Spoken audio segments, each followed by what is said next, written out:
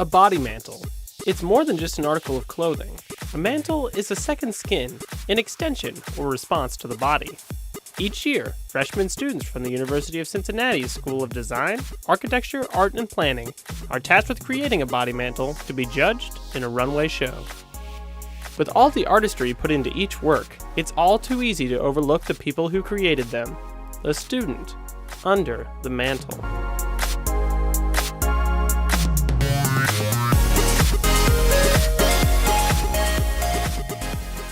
The rules are simple. A student's mantle must be made up of at least 100 counts of a single item and one more element to be used as a connecting piece.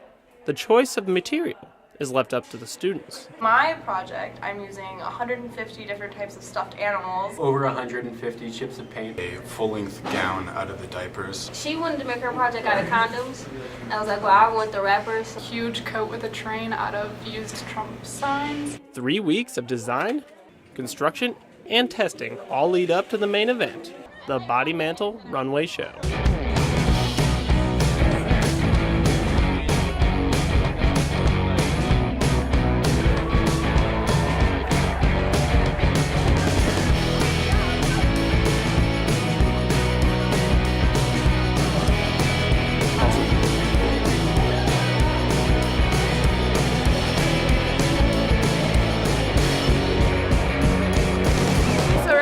Body Mantle show. There's about 600 students competing right now of all different majors. They all have different objects and things like that. I wanted to have like extra accessories on top of like what's already here, but the skirt was already like a last minute addition on top of that. But I feel like pretty good about it, just like as a whole. While some students are worrying about last minute additions, others are just hoping their mantle stays together. I'm a little nervous.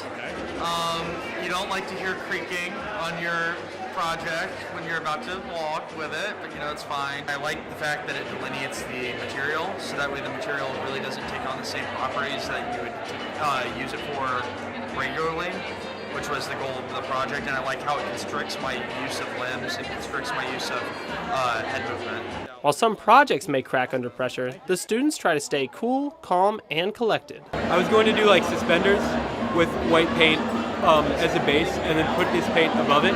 Then someone suggested a loincloth, and I really liked that idea. It did take a lot of time for the paint to dry, so I would just pour the paint out at night and then the next day just stick it all together.